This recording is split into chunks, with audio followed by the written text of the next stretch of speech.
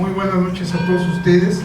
Este martes 6 de mayo tenemos la conferencia de educación en el Ejército Mexicano a cargo de nuestro consocio, el ingeniero Tomás Durán Nieto. Voy a ceder el uso de la voz al señor secretario general de esta institución para que conduzca esta sesión. Muy buenas noches, bienvenidos a esta solemne sesión académica del día 6 de mayo de 2014, año del 150 aniversario de nuestra benemérita Sociedad de Geografía en el estado de Jalisco. Me voy a permitir presentar a nuestro consocio y conferencista de esta noche. Él es el ingeniero y coronel Tomás Durán Nieto. Él es meteorólogo, titulado por la Escuela Militar de Meteorología del Colegio del Aire, Universidad del Ejército y Fuerza Aérea Mexicanos. Es ingeniero civil por la Escuela Militar de Ingenieros, perteneciente también a la Universidad del Ejército y Fuerza Aérea Mexicanos. Ha cursado diplomados de construcción y urbanización en el Colegio de Ingenieros Civiles del Estado de Jalisco en el año 2003 y 2011. Recibió el Premio Ingeniero del Año por la Unión Jalisciense de Agrupaciones de Ingenieros en el 2008. Ha desempeñado cargos en diferentes estados de la República como director técnico y administrador de diversas obras. Fue investigador de medio tiempo del Instituto de Geofísica y profesor adjunto de la materia de hidrometeorología del Instituto de Ingeniería de la UNAM en 1970 a 1973. En la Secretaría de Agricultura y Recursos Hidráulicos estuvo a cargo de la construcción y supervisión general de obras del Servicio Meteorológico Nacional, con estaciones de radiosondeo y estaciones meteorológicas en casi una veintena de ciudades. Fue director general de constructora Grupo Mixa de 1984 a 1991. Fue director general del Departamento Inmobiliario del Grupo Zebra, presidente del Colegio de Ingenieros Militares del Estado. Es miembro del Colegio de Ingenieros Civiles del Estado de Jalisco. Es socio de esta benemérita sociedad desde 1984 y ha ocupado diversos cargos en sucesivas juntas directivas. Algunos de los temas que he expuesto en esta benemérita sociedad han sido sobre ecología, en homenajes al doctor Valentín Gómez Farías. Nos ha hablado de las batallas de guerra entre México y Estados Unidos en 1946-48, Galindo, pronóstico del tiempo, la batalla del 5 de mayo, el teleférico de Guadalajara y Victoriano Huerta. Participó en el Congreso Nacional de Historia en la ciudad de Tetela de Ocampo, Puebla, en el mes de mayo de 2012, en la celebración del 150 aniversario de la batalla de Puebla, con el tema de operaciones militares en el occidente de la República Mexicana durante la intervención francesa. Y ha participado como colaborador para la publicación del libro La Mirada Compartida, España-México, con el tema Análisis de la Guerra México-Estados Unidos, con la compañía española Iberdrola de Bilbao en España. Pido un aplauso para recibir al ingeniero y coronel Tomás.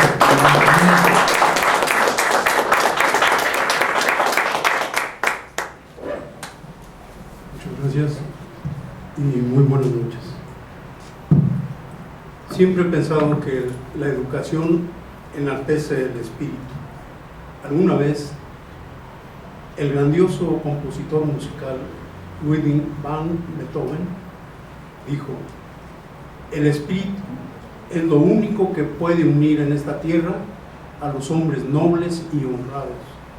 Jamás el tiempo podrá destruir esta fuerza sobrehumana capaz de todo.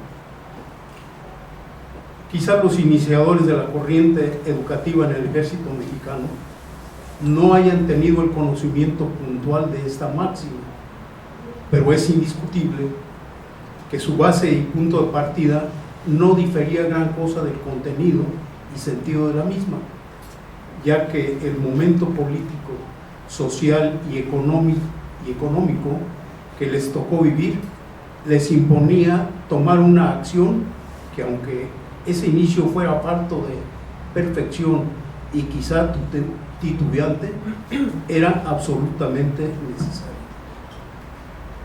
El momento al que nos referimos es al del origen del nacimiento del Ejército Constitucional Mexicano. Por lo tanto, hablamos de la segunda década del siglo XX, concretamente 1930, al inicio de la tercera etapa de la Revolución Mexicana. Sabemos que la historia de nuestro país, a partir de su nacimiento como nación libre en 1821, registra una serie de sucesos político-militares continuos y numerosos, como fueron golpes de Estado, revueltas, invasiones extranjeras, injustificadas todas ellas, dictaduras, en fin, todo lo imaginable y, por qué no decirlo, hasta lo inimaginable. Todo esto, desde luego, redundó en la situación social de los habitantes de nuestra nación, que en su gran mayoría se componía, para no variar, las condiciones del virreinato, de personas analfabetas y de pobreza extrema que rayaba en la esclavitud. Las causas de estas situaciones fueron tantas y tan diversas que resultaría exhaustivo tanto exponerlas como enumerarlas. Así pues, en esas condiciones o similares condiciones, se llega al año de la gestación de nuestro Instituto Armado. Esta debería hacerse con una visión diferente a lo que repetidamente se había concebido. Se requería un enfoque diferente, que la mentalidad de los componentes de estas Fuerzas Armadas tuvieran una idea completamente clara de lo que se necesitaba de este organismo. Disciplina en primer lugar, honestidad, un alto sentido del deber y del honor, pero sobre todas las cosas, la lealtad y el amor a la patria, que traerían como consecuencia un espíritu y una doctrina que permitiera fomentar la unidad del país, de la que desgraciadamente se carecía. Dadas las circunstancias, se antojaba una tarea casi imposible de realizar, entre otras cosas, por la misma conformación tan heterogénea de las tropas existentes. Pero con la residumbre y sapiencia que caracterizaron a muchos de los dirigentes que en su momento les tocó actuar, se echaron la carga a cuestas y principiaron la difícil tarea. Como buenos estrategas, la planeación que concibieron se basó en un elemento: educación. La enmarco con mayúsculas porque es una palabra que no puede ni debe representarse de otra forma. Todos los que intervinieron en la tarea sabían que los resultados no brotarían al momento, sino que estos se darían gradualmente a mediano y largo plazo. El tiempo dio la razón. Se llevan 100 años de su establecimiento, se ha avanzado mucho, una enormidad diríamos, pero aún falta mucho, y lo más interesante, que es algo que nunca termina y que siempre es cambiante y perfectible. Aunque no quisiéramos pecar de injusto al mencionar en particular algún nombre de los principales colaboradores en la acción de la educación del ejército, porque al final de cuentas, principales o secundarios, todos contribuyeron y constituyen un equipo que merece al igual nuestro respeto, admiración y agradecimiento. No podemos dejar de citar algunos de los iniciadores, como los fueron los generales Joaquín Amaro Domínguez, Luis Alamillo Flores, Francisco L. Urquizo y varios otros. Todos ellos de diferente procedencia y grado de preparación, pero imbuidos de la misma primicia: la superación del ejército a través de la educación y por ende del país. Así, en el año 1932, siendo presidente de la República el general ingeniero militar Pascual Ortiz Rubio, y a iniciativa del general Joaquín Amaro Domínguez, es creada la Dirección de Educación Militar, con lo que se da un enorme paso en la estructuración de la educación en el ejército mexicano. Pues hasta ese momento, las escuelas militares que ya existían estaban adscritas a su dirección de arma o servicio. Así pues, a la creación de la mencionada dirección pasan a depender de ella. La culminación de la citada estructura se da con la fundación de la Universidad del Ejército y Fuerza Aérea Mexicana mediante un decreto presidencial del licenciado Luis Echeverría Álvarez del 29 de diciembre de 1975, la cual tiene como propósito formar clases, oficiales y jefes del Ejército Mexicano, así como capacitar a los oficiales del Estado Mayor y generales. Este organismo depende del Secretario de la Defensa Nacional a través de la Dirección de Educación Militar, la que asume funciones de rectoría y se creó con los establecimientos de educación militar del nivel medio superior y de tipo superior existente y los que se instituyeran en el futuro. Algunas de las finalidades que persigue se cuentan las siguientes. 1. Impartir a los militares conocimientos científicos, técnicos y humanísticos a nivel de educación media superior y educación superior para el mejor cumplimiento de las misiones de las armas, ramas y servicios. 2. Formar profesores para las diversas asignaturas que se imparten en los establecimientos de educación militar. 3. Realizar investigación científica en general y la relacionada con el avance de las ciencias y artes militares. 4. Hacer llegar los beneficios de la cultura a los componentes del Ejército y Fuerza Aérea a efecto de ampliar su formación, así como sus conocimientos militares, para lograr más eficiencia en el cumplimiento de sus misiones. 5. Desarrollar en los educandos una formación espiritual acorde con los altos intereses de la patria.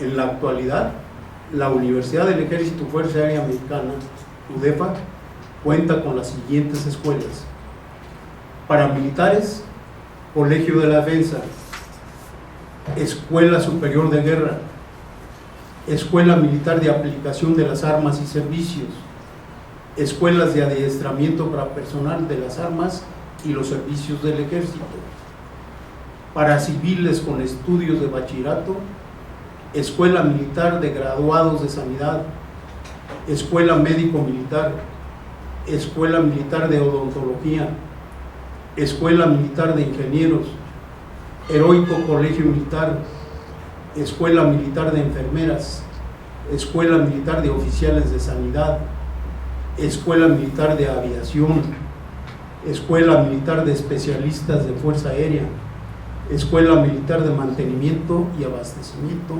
Aéreo, Escuela Militar de Transmisiones, Escuela Militar de Materiales de Guerra. Para civiles con estudios de secundaria, Escuela Militar de Clases de Transmisiones y Escuela Militar de Tropas Especialistas de Fuerza Aérea.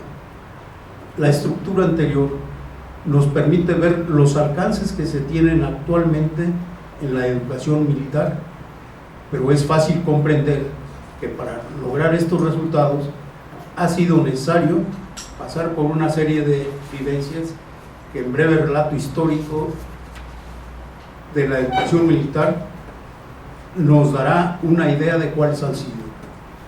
El primer antecedente de una escuela militar lo tenemos en el reglamento para la artillería de la Nueva España, que data de 1765, donde se ordena establecer para la instrucción de oficiales y tropas de este cuerpo una escuela práctica de artillería en Veracruz y otra en la Ciudad de México, según el método que se sigue en España, orden que queda en proyecto.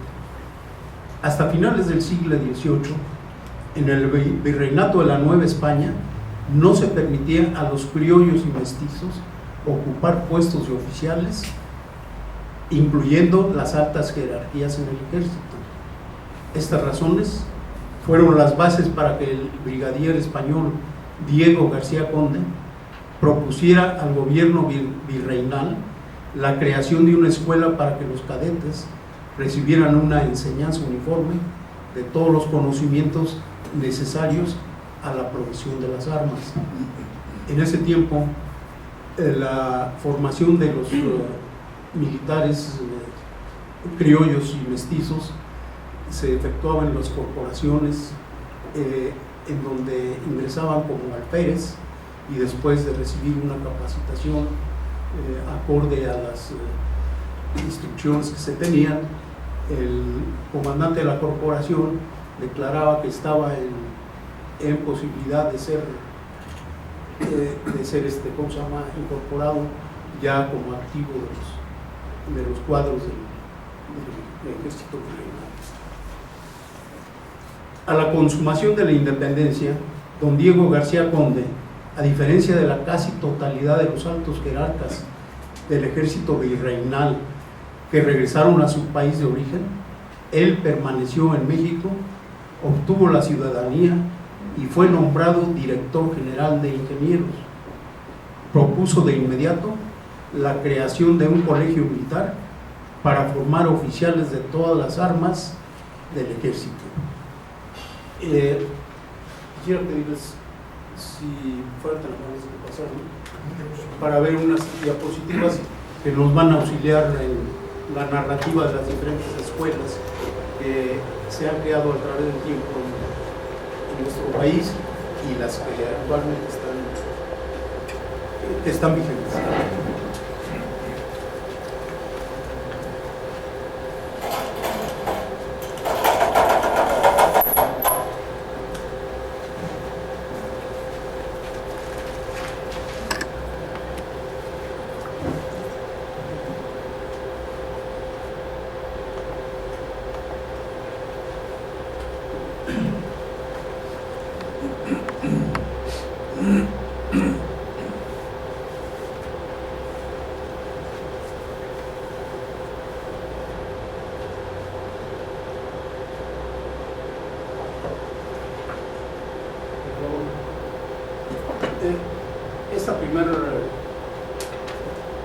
Esta primera lámina que tenemos, pues es lo que ya de vos les estuve mencionando.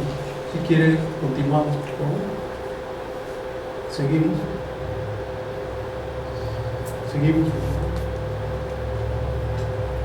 Este es el edificio que ocupa actualmente la Universidad del Ejército y Fuerza Aérea Mexicana. Este edificio tiene un antecedente histórico para nuestro ejército, pues de mucha importancia, porque en 1919 empezó a ocuparlo el heroico Colegio Militar en conjunto con la Escuela Militar de Ingenieros y la Escuela Superior de Guerra. Sirvió de alojamiento y de operaciones de sus actividades hasta el año de 1976, cuando pasó el Colegio Militar a ocupar sus nuevas instalaciones en las que actualmente desarrolla sus actividades. La siguiente, por favor.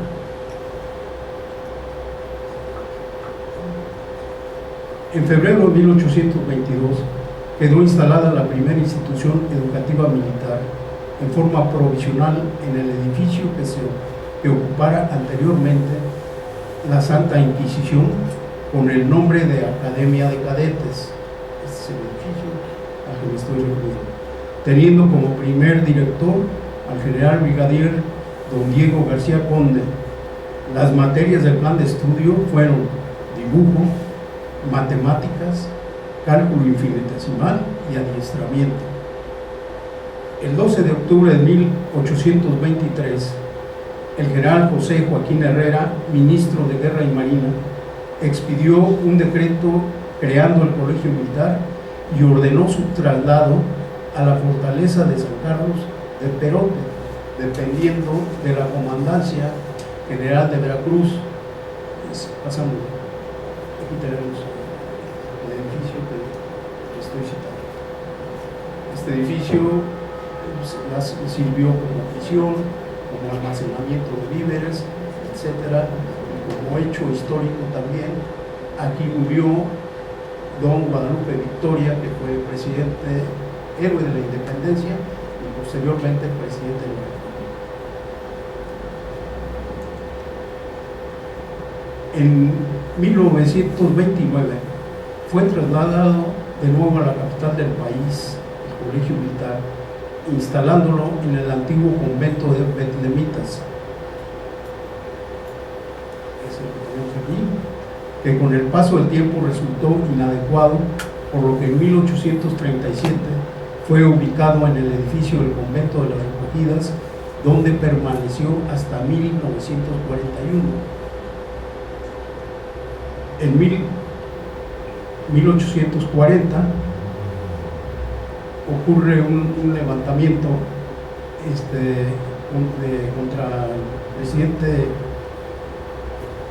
de la República, que era don Anastasio Bustamante, y aquí tiene el Colegio Militar la primera acción de guerra en su haber, o sea, defendiendo siempre la lealtad, o sea, las instituciones legalmente establecidas, y que ha sido su línea de conducta y nunca ha tenido una defección. Se pensó en un nuevo cambio de instalaciones, atendiendo a unas declaraciones del general Manuel Gómez Pedraza, que había sido presidente de la República también, que declaró: en esta clase de escuela no cabe la medianía, es preciso aspirar a la perfección. Cerca de la capital hay un edificio cuyo local convida para erigir un liceo que dé honor a la nación. Se refería al Alcázar de Chapultepec, a donde fue trasladada la institución, la cual ocupó este edificio en 4 etapas. La primera etapa de 1841 a 1847, la segunda etapa de 1849 a 1858, tercera etapa de 1861 a 1863 y la cuarta etapa de 1882 a 1914. La primera etapa, la conclusión de la primera etapa, que fue en 1847, fue debido a la batalla que se libró ahí y que fue donde se gestó la heroicidad de 6 de sus alumnos que murieron y a los cuales se les conoce como los niños héroes de Chapultepec. Se tomaron el año de 1848 y 49 haciendo reparaciones para que volviera a tener instancia o instalación el colegio en ese local. Como se puede ver, su estadía física en el castillo de Chapultepec fue intermitente.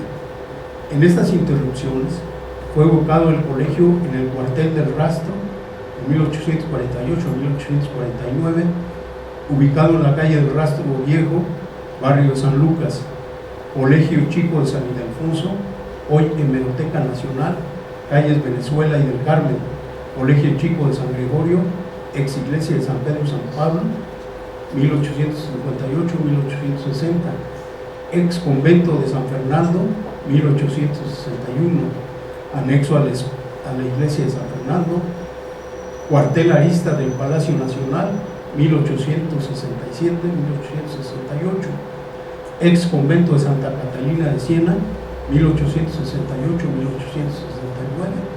en las calles de San Ildefonso y República de Argentina, Palacio del Arzobispado de Tacubaya, 1869-1882, Avenida Observatorio, 1992, hoy Dirección General del Servicio Meteorológico Nacional.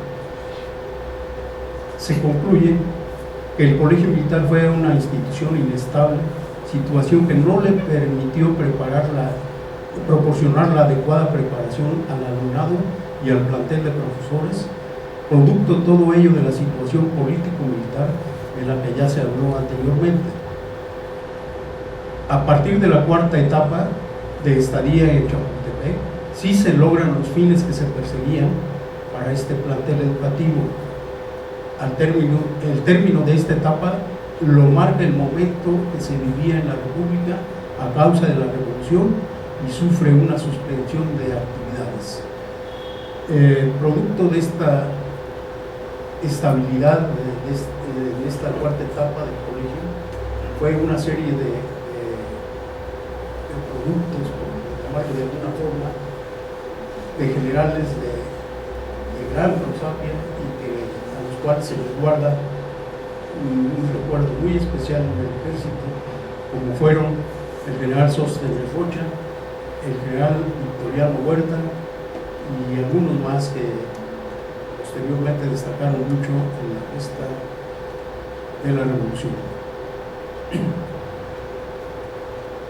Se volvieron a reanudar sus actividades en una nueva sede que fue la Escuela de Agricultura de San Jacinto de 1916 a 1919 en la calzada México-Tacuba y avenida Maestro Rugal, la colonia Nago. En Popotla, Tacuba, Distrito Federal, que ocupa el edificio destinado a la Escuela Normal de Maestros de 1920 a 1976.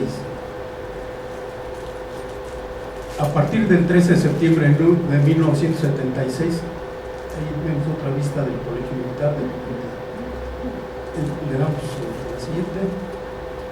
A partir del 13 de septiembre de 1976 pasa a ocupar sus actuales instalaciones ubicadas en el campo militar Héroes de Chapultepec, en San Pedro Mártir, Tlalpan, Distrito Federal. Es otra faceta, es el edificio de gobierno. Los anteriores que vimos son las cuadras o dormitorios que en el ejército nominalmente les llamamos cuadras. Este es el patio de honor, es un patio esplendoroso por sus dimensiones y que sirve de muchos eventos militares. Se ha querido hacer esta relación de sedes que han servido de asiento a esta gloriosa institución, porque es un reflejo claro del devenir de nuestra patria, aún en contra de las situaciones tan adversas en que funcionó en algunas de estas etapas, principalmente del siglo XIX, dio productos que han sido y le han dado tintes de orgullo y honor a nuestro país, culminando con la gesta heroica del 13 de septiembre de 1847, con la caída de 6 de sus hijos en defensa de nuestra nación. Estos hechos dieron como resultado que en septiembre de 1944 se otorgara cruz y medalla al Colegio Militar por el H Cuerpo de Defensores de la República con la leyenda Defensores de la República desde 1836. En septiembre de 1948 le es otorgada la condecoración al mérito militar de primera clase por el gobierno de Guatemala.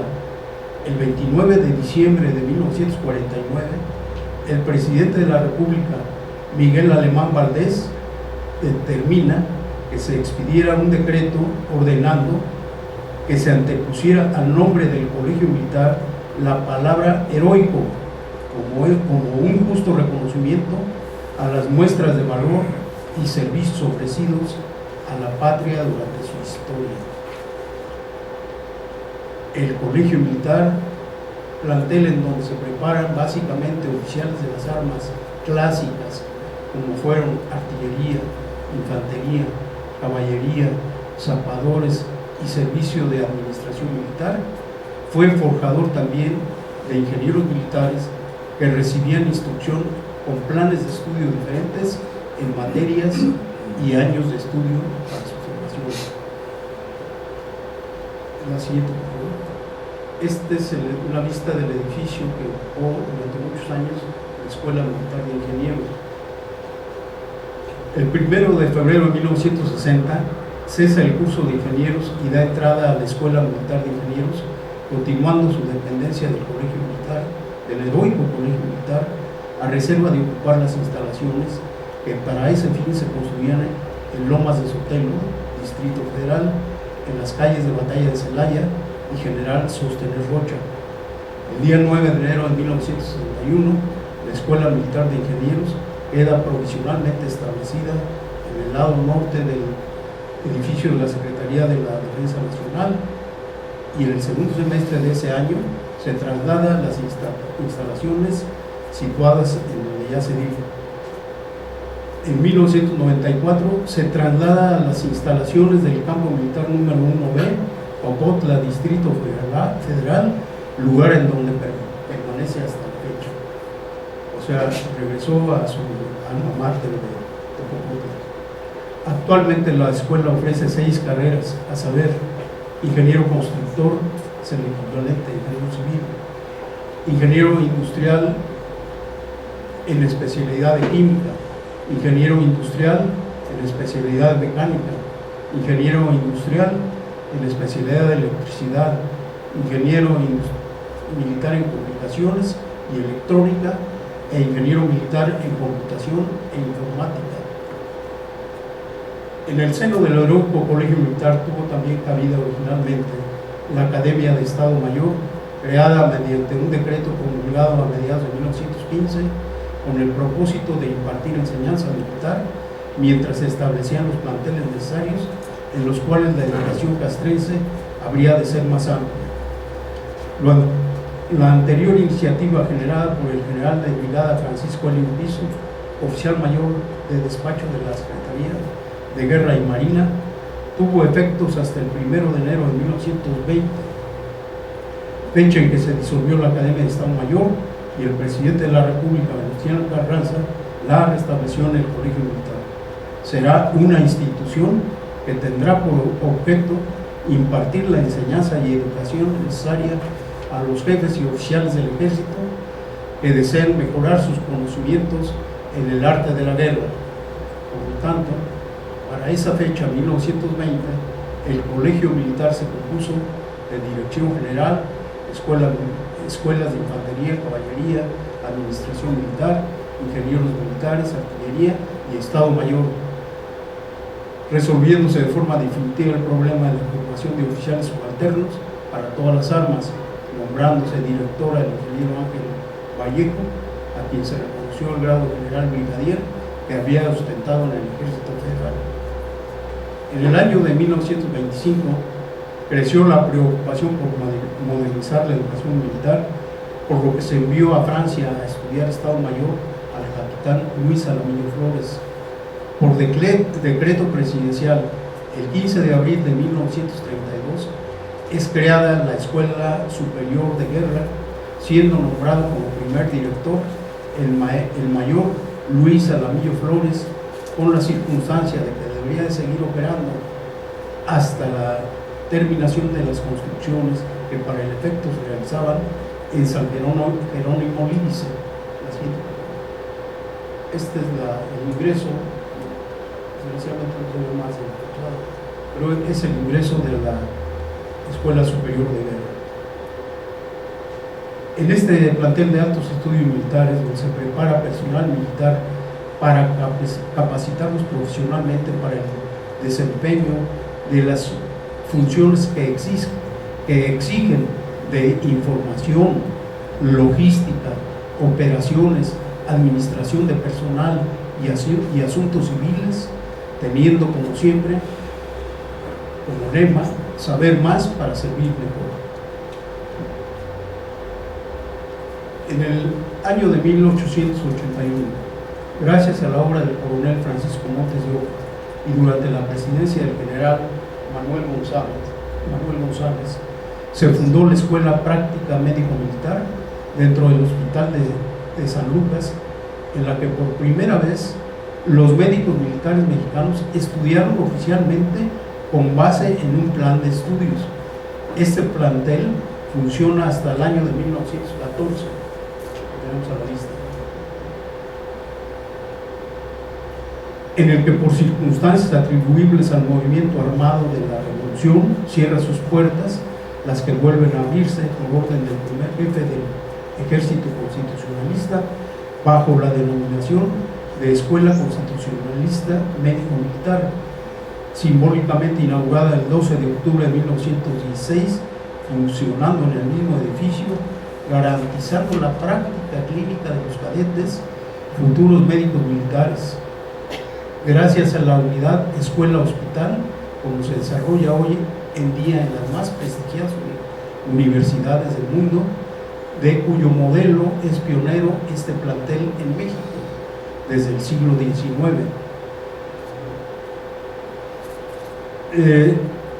Tiene otra serie de traslados a diferentes lugares dentro del Distrito Federal, el doctor Lavista, por ejemplo, Marcos de Belén, etcétera, hasta que se establece, dice, el cambio de lugar se dio también al cambio de nombre con el de Escuela Médico Militar, que a la fecha conserva. Allí operó la institución hasta 1941. En 1942, el hospital fue trasladado al complejo que se construyó en las lomas de Sotelo, al igual que la escuela.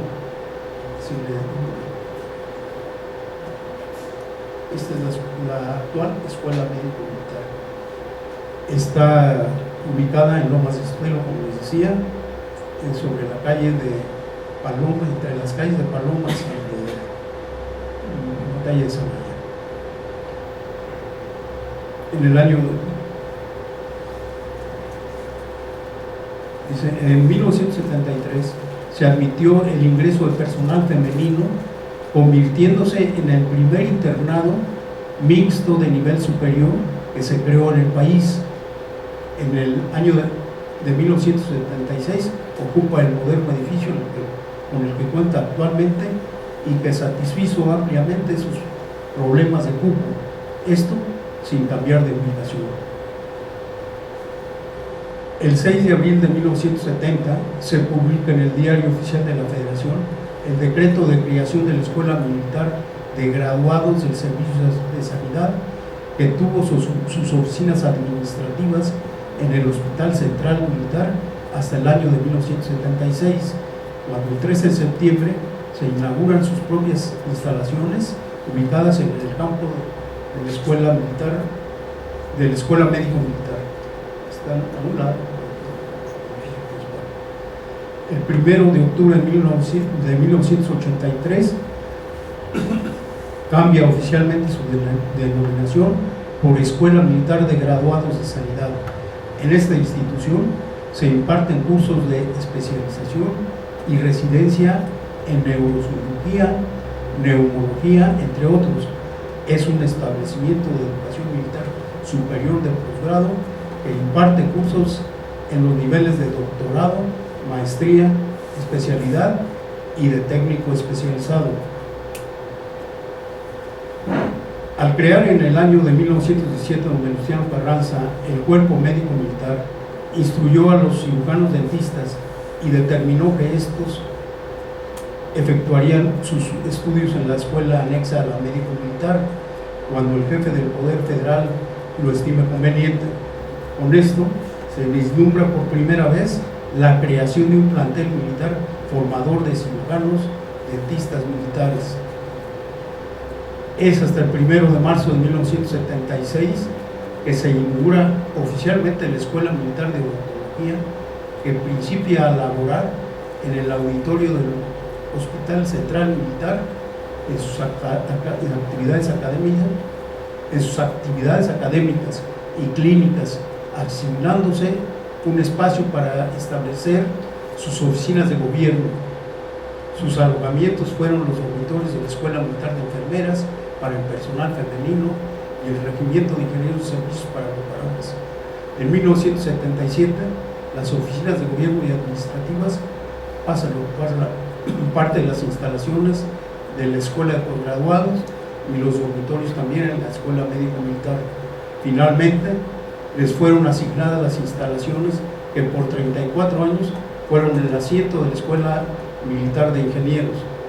La Escuela Militar de Enfermeras tiene su primera manifestación en 1894 con instalaciones dentro del Hospital Militar, desapareciendo en 1914 junto con la disolución del Ejército Federal. por decreto presidencial de fecha 21 de marzo de 1938, se crea la Escuela para Enfermeras del Ejército, misma que quedó adscrita al Hospital Militar de Dr. Lavista y Dr. Bertis en el DF. En el año de 1963 recibe su actual denominación de Escuela Militar de Enfermeras. En 1964 pasa a ocupar su actual ubicación en los jardines ponientes del Hospital Central Mexicano. A partir de 2007, su nivel de titulación es de licenciatura en Enfermería Militar, cuya carrera tiene una duración de 4 años y requisito de ingreso, estudios de bachillerato, como se había dicho anteriormente.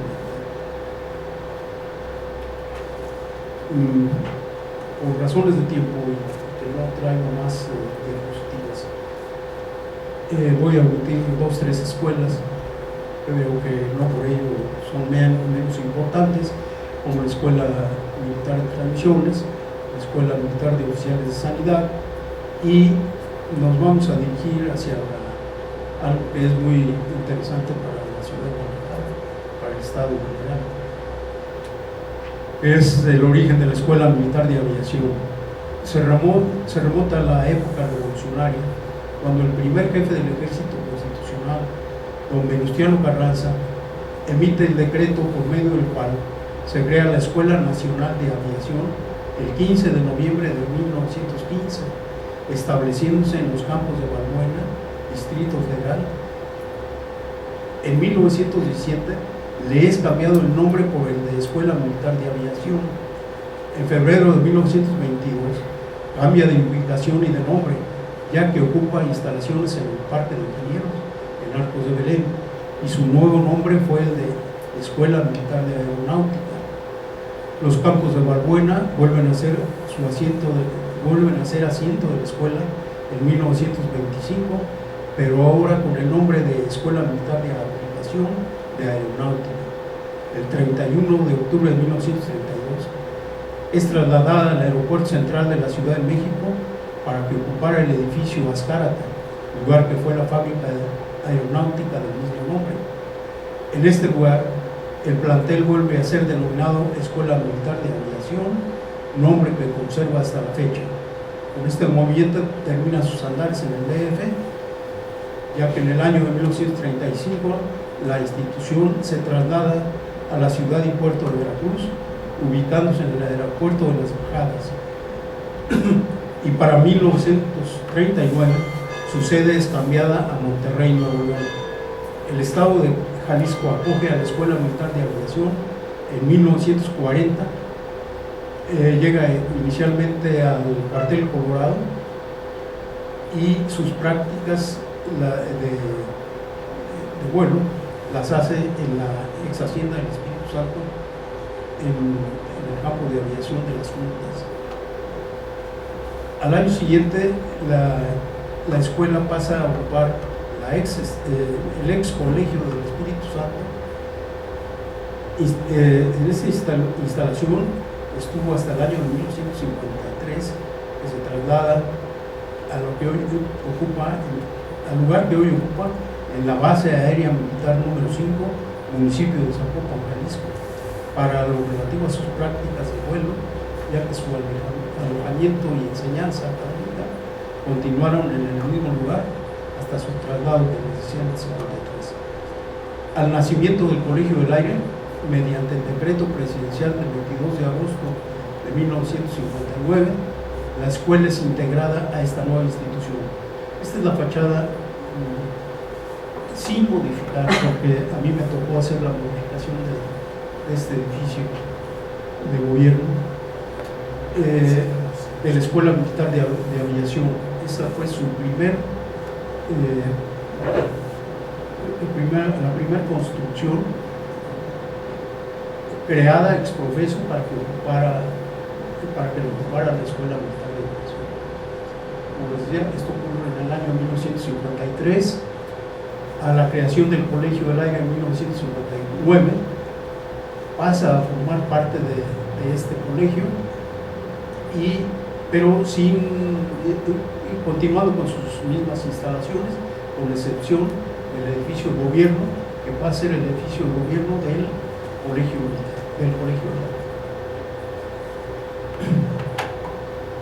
El 5 de enero de 1942, por decreto del presidente de los Estados Unidos mexicanos, general de división Manuel Ávila Camacho, se crea la Escuela Militar de Mecánicos Especialistas de Aviación, con sede en la Plaza de México DF, y también sufre una serie de desplazamientos en el Distrito Federal, y en el mismo año de 1999 que mencioné anteriormente, pasa a formar parte también del Colegio del Aire.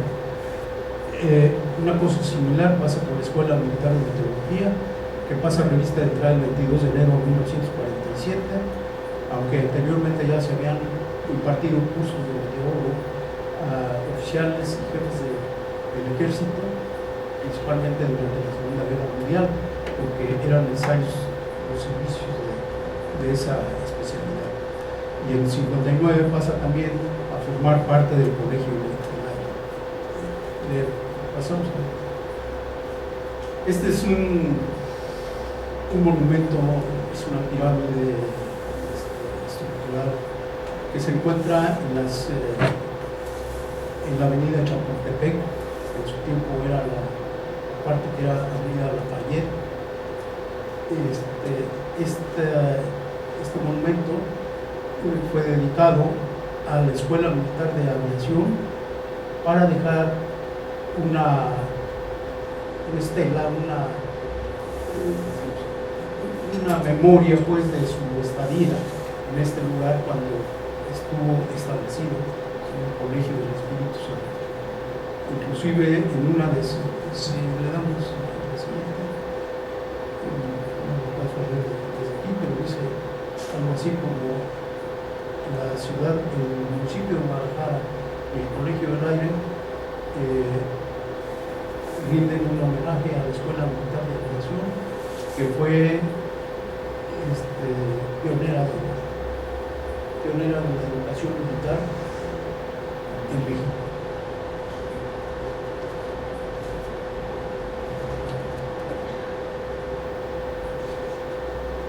Si continuamos con más, este es el nuevo edificio del Colegio del Aire, donde tiene alojamiento para las tres escuelas que mencioné antes, pero que a partir de 1964 cambiaron dos de ellas, les cambiaron su nombre, y la Escuela Militar de Aviación continúa con el nombre que tenía de muchos años atrás.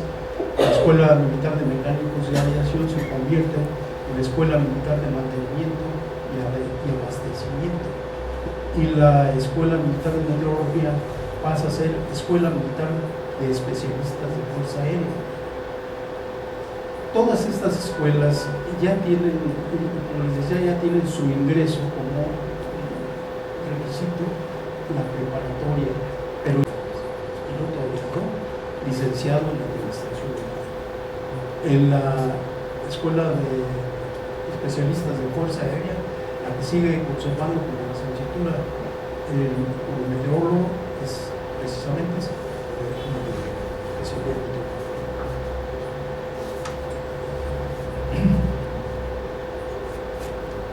Todo lo expuesto anteriormente nos permite, aunque sea en forma somera, asomarnos al sistema educativo militar que se ha podido desarrollar, y digo se ha podido porque no hubiera sido posible desligarse del desarrollo social, político y económico del país, pero es indudable que dentro de esas limitaciones se siguió la ruta correcta y adecuada, como demuestran en forma abundante los logros obtenidos, como son la formación de una cantidad muy considerable de personal que ha aportado valiosos servicios a la sociedad en todos los órdenes, como el político a través de presidentes de la República, gobernadores de varios estados, secretarios de Estado, senadores, diputados y presidentes municipales, connotados investigadores científicos, maestros de varias instituciones educativas, como el Instituto Politécnico Nacional, cuya fundación se debe a ingenieros militares. La salud pública es otra área que se ha fortalecido con valiosas aportaciones del servicio de de sanidad militar en sus diversos escalones. El deporte, con brillantísimas actuaciones de deportistas militares que han visto coronados sus esfuerzos con campeonatos olímpicos, panamericanos, centroamericanos, nacionales y nacionales. El ámbito cultural con historiadores y literatos, pero primordialmente se han logrado los objetivos deseados: unidad de doctrina en todos los escalones que conforman nuestra institución, de la que se derivan la disciplina, espíritu de cuerpo, el honor y la lealtad, todas ellas componentes de la cimentación en la estructura tan compleja y delicada de un organismo como lo es el Ejército y Fuerza Aérea Mexicana, que tiene como misiones cumplir las que le marcan la ley orgánica, que son defender la integridad, la independencia y la soberanía de la nación, garantizar la seguridad interior, auxiliar a la población civil en casos de necesidades públicas, realizar acciones cívicas y obras sociales que tiendan al progreso del país, en caso de desastre, prestar ayuda para el mantenimiento del orden, auxilio de las personas y sus bienes y la reconstrucción de las zonas afectadas. Lo anterior se ha logrado a cabalidad, dando como resultado el reconocimiento pleno de los diferentes estratos hacia este organismo, logrado a través de acciones permanentes, periódicas o eventuales que realiza en diferentes ámbitos de la población y a lo largo y ancho del territorio nacional. Todo esto nos permite afirmar que la columna vertebral de la multicitada estructura la constituye el sistema educacional implementado. Muchas gracias.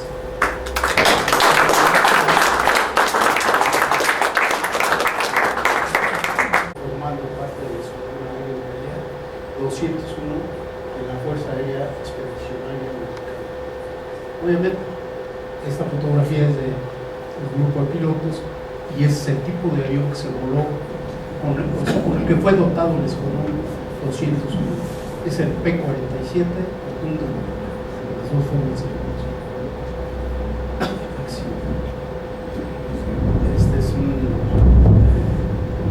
es una costumbre que se ha implementado, halcones que están adiestrados, los cuales acompañan al personal en sus desfiles, y cuando hay alguna ceremonia en el Colegio del Aire, los mandan a vuelo y regresan con su cetrero. No sé si hay... Son todas. Bueno, muchas gracias.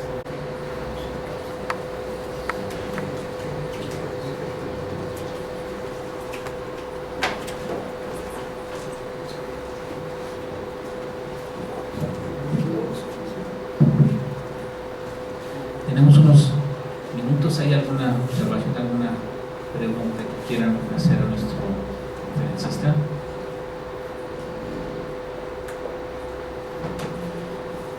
A ver, ahí atrás primero, por favor. Felicitaciones por el bien documentado de exposición. Son muchas escuelas en este desarrollo y cada año debe haber muchos egresados de cada una de las escuelas. Pienso que debe haber una selección que se vaya creando dentro de la estructura militar, unos egresados y otros no. ¿Cuál es el criterio? Bueno, una vez ingresados a una escuela militar, cada escuela tiene su reglamento interior, que le llaman, pero no difieren mucho porque son directivas que vienen desde la rectoría de la Universidad del Ejército y Fuerza Aérea. Pero hay una cosa que es casi universal: se celebran exámenes mensuales de todas las materias. el reprobar 3 materias diferentes en un solo mes es motivo de eliminación. El reprobar 3 meses seguidos una materia es motivo de eliminación. Y reprobar un examen extraordinario, un examen final extraordinario, motivo de eliminación. Ese es básicamente cómo se va seleccionando el personal que estudia en una escuela. ¿Por ahí va la pregunta? ¿O? No, tal vez me expliqué mal. Son muchos los egresados cada año Sí, sí. que terminan la carrera completa después de pasar toda esta serie de exámenes. Sí. Pero pienso que no se pueden quedar todos dentro de la estructura militar. Algunos tienen que salirse a prestar servicio en otros lados, pero ya no están dentro de la milicia, y otros sí se quedan dentro de la estructura militar. Bueno, todo militar, todo estudiante militar, o sea, todo profesional egresado de una escuela militar, tiene obligación de servir un número de años determinados de acuerdo al número de años que haya estudiado en la escuela. Tiene que pagar el doble del tiempo que estuvo estudiando. Si su carrera fue de 4 años, tiene obligación de servir 8 años. A los 8 años está en libertad de pedir su baja si así lo requiere, o si ya tiene derecho a pedir su retiro, lo puede hacer también. Ahí Gracias. queda contestado. Gracias. Y le puedo decir que sí es un número bastante fuerte el que deja a la institución, ¿eh? Y nos vamos una vez que ya cumplimos con los deberes hacia el ejército, pues nos vamos a desempeñar nuestras funciones profesionales en los diferentes ámbitos de la vida civil. Gracias. Felicidades nuevamente dentro del ejército y dentro del país. La posibilidad de crear patentes es muy importante, fundamentalmente para el ejército por seguridad nacional. ¿Qué escuela de científicos, de ingenieros, de técnicos está generando patentes para el país, sobre todo en cuestiones, en este caso la aérea, que es fundamental para que los aviones estén permanezcan en el aire y no dependamos de los norteamericanos? En la parte de la salud es básico, en la parte también de el manejo de las armas y la reducción de las armas para no comprarlas al extranjero y tener armas creadas en México. Lo ignoro, lo escucho. Gracias. Sí. Bueno, una vez egresados de una escuela militar, nos nombran comisiones a diferentes instituciones, o sea, diferentes corporaciones, todas de acuerdo a la especialidad que se estudió. Por ejemplo, menciona usted ahorita algo de patentes. Existe dentro del ejército una institución que se llama Industria Militar. Ahí van a parar principalmente ingenieros y oficiales egresados de la Escuela de Materiales de Guerra. Ahí se patentan, bueno, en primer lugar se idean y se construyen determinados tipos de armamento, y todo lo que se elabora allí con ideología propia se patenta. Eso hablando del ejército. De la Fuerza Aérea, desgraciadamente no hemos llegado al inicio de la Fuerza Aérea. Fabricábamos aviones, inclusive existió una patente de una hélice que posteriormente funcionó a nivel mundial, pero fue patentada aquí y hecha aquí en los talleres nacionales de aeronáutica que estaban en la calzada Lázaro Cárdenas, en el DF. Había un mecánico, era más que mecánico, un ingeniero, pero que se dedicaba a la mecánica de aviación, de origen italiano, Santorini. Él fue el creador de muchos muy buenos mecánicos que colaboraron en el avance de la aeronáutica mundial. Pero eso se ha ido perdiendo porque pues no hay los medios económicos suficientes para ello. Ahorita la Fuerza Aérea funciona a base de escalones de mantenimiento. Y sí, de vez en cuando por ahí se salta un genio que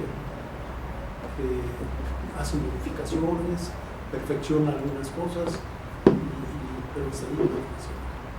En la medicina, pues sí, ahí sí hay una serie, creo que es de una calidad excepcional, la medicina militar. Sobre todo con esta escuela de posgraduados que hablo, viven de la investigación o para la investigación. Sí, por favor. Perdón, considero que hace algunos años era muy importante, no sé si todavía hasta la fecha, lo que era la caballería, estudios en equitación y preparación a niveles altísimos. No sé si actualmente todavía el área de la caballería en los militares sigue igual. No, varió totalmente. La caballería efectivamente fue un arma tradicional, no nada más en el ejército mexicano, en todos los ejércitos del mundo. Inclusive cuando don Venustiano Carranza toma camino hacia Veracruz, cuando lo desconocen como presidente de la República, el colegio militar lo acompaña. Es un viaje por ferrocarril y en los llanos de Apan se presenta el personal de las tropas insurrectas, y ahí el general Casillas, que iba al frente de la caballería del colegio militar, se enfrenta a esas tropas y se tiene en los anales de la historia militar como la última carga de caballería. O sea, en 1920 prácticamente fue la última vez que operó la caballería a caballo, valga la redundancia, que operó de acuerdo al modus operandi de esa arma. Después, actualmente, siguió habiendo ¿cómo se llama? Regimientos de caballería hasta los años 70, pero a partir de ahí sufrió transformación. Primero fueron caballería montada, caballería móvil, o sea, no me acuerdo ahorita bien, y luego caballería blindada, etcétera, pero sigue manteniéndose el nombre de caballería. Pero no, ya queda un regimiento, no ya ni regimiento, queda un criadero donde cultivan o preparan una serie de caballos de alta estima, que son los que sirven al equipo ecuestre del Estado Mayor Presidencial y uno de la Secretaría de la Defensa, pero ya son simbólicos, ya dejaron de ser un arma constituida. Gracias. Por favor. Gracias. Por allí el ejército mexicano tiene algunos aviones supersónicos, F-6, no sé, de ese tipo. Mi pregunta es, ¿esa capacitación se da aquí en el Colegio del Aire o en alguna otra institución? No. Para esos pilotos. Son unos F-5. F-5. Sí. No, el Colegio del Aire, ¿qué es lo que hacen? Ahora sí, como los enseña a volar con los aviones tipo escuela, que antes eran los famosos de doble empenaje, Stillman, y que ya quedaron fuera de servicio. Actualmente se utilizan unos aviones Cessna, unas avionetas tipo Cessna, que como son doble cabina siguen teniendo cumpliendo pues con labor de enseñanza, o sea, para que vaya el instructor y el alumno. Pero nada más, ese es el escuadrón primario. Luego viene el escuadrón avanzado, que antes se formaban ahí pilotos de AT-6, que fue un avión que duró en servicio 50 años, no sé cuántos. A mí me tocó construir el edificio, no el edificio, el basamento de un monumento que se le ofreció pues a ese avión para que quedara de forma perenne el recuerdo a ese avión, al AT-6. Actualmente el avanzado del Colegio del Aire prepara con aviones más rápidos, que es Tubuelce, que son los Pilatos. Entonces, pero es que son transiciones. Para que el colegio pudiera preparar pilotos en aviones supersónicos y más, tendría que tener ese equipo aquí, pero además hacer que los alumnos cumplieran un número muy grande de horas de vuelo. Entonces, aquí los enseñan a volar, los mandan a los diferentes escuadrones y ahí es donde se van adquiriendo la experiencia y capacidad suficiente para ir subiendo a otro tipo de aviones.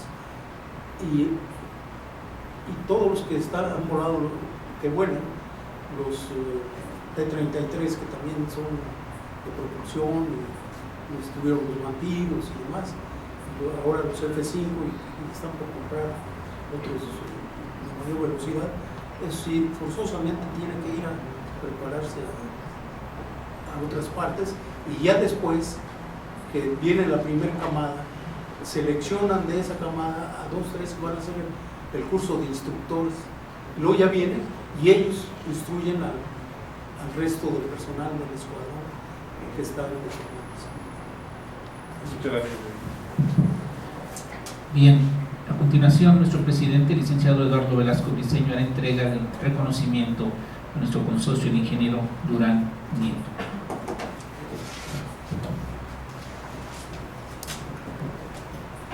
La Benemérita Sociedad de Geografía y Estadística del Estado de Jalisco, institución científica y cultural fundada el 27 de septiembre de 1864, otorga el presente reconocimiento al ingeniero coronel Tomás Durán Nieto por su participación en las actividades organizadas por esta institución con la conferencia La Educación en el Ejército Mexicano, misma que se llevó a cabo en las instalaciones de esta casa sede, cumpliendo así con el compromiso de presentar un trabajo anual y con el objetivo fundamental de esta institución que desde su fundación ha sido el estudio y la divulgación de la ciencia y la cultura. Está fichado el día de hoy y lo firma el señor secretario general y el de la voz.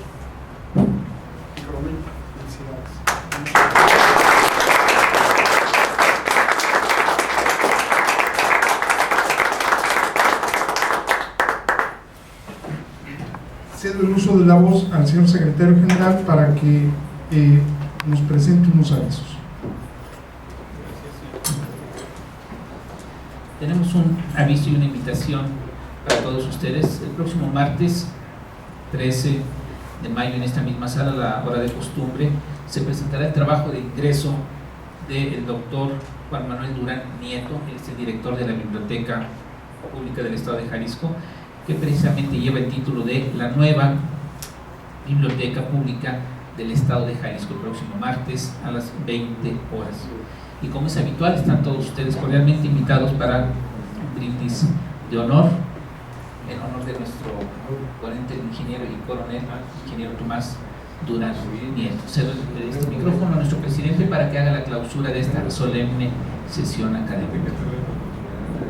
Gracias, señor secretario. Y bueno, efectivamente vamos a tener un brindis de honor con el que podremos ir platicando con el coronel Tomás Durán Nieto, y para que de su voz podamos festejar en el patio central de esta casa el 152 aniversario de la batalla de Puebla.